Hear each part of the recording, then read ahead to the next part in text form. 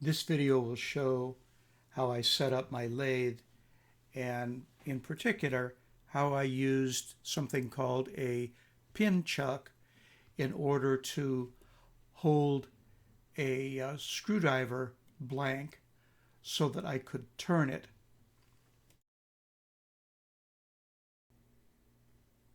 This is a complete shot of my lathe. Here is a shelf that I've added below my lathe that allows me to store the gouges where they're easily visible.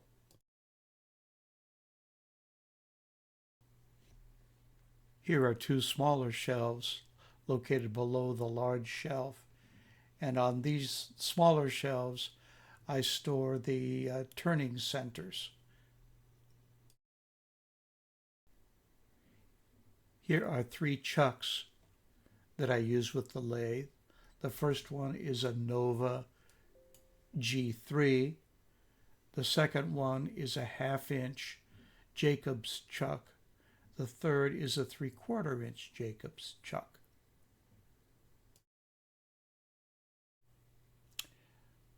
This slide shows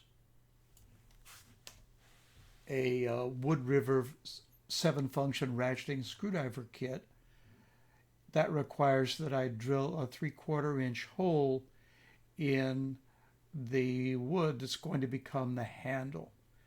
And it's been problematic doing that in that I didn't have a good way to drill that hole, get it centered, and still be able to turn it.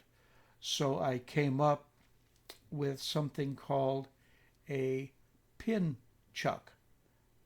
You'll learn more about this in the following slides.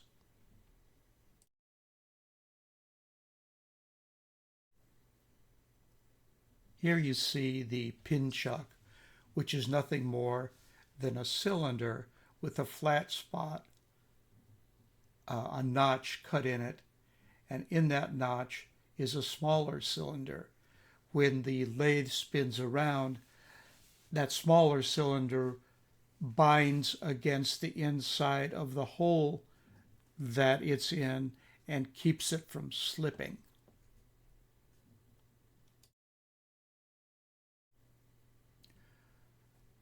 I tried to find a pin chuck already made, but had no such luck doing that, so I made my own. Ideally, I would have found a number 2 taper on one end and a 3/4-inch cylinder on the other. I couldn't find that, so instead I found a number 2 taper attached to a 3/4-inch Jacobs chuck. I then simply had to chuck up a 3/4-inch cylinder in that Jacobs chuck, in which I had cut a 1-inch slot.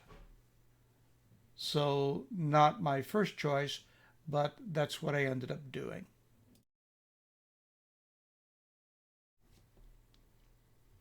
So what you have here is the final setup.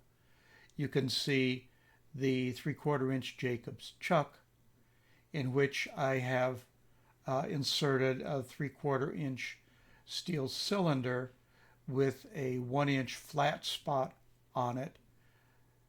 In that 1-inch slot, I put another smaller cylinder, in this case a nail that had been cut off, and then I slipped the wood stock over that cylinder. It's shown here partially pressed in. I'll push it all the way in, and when I turn on the lathe, the spinning will throw the small cylinder against the inside of the hole, and it won't slip, so I can turn that block as I choose. Thank you for watching. I hope you found this video to be informative.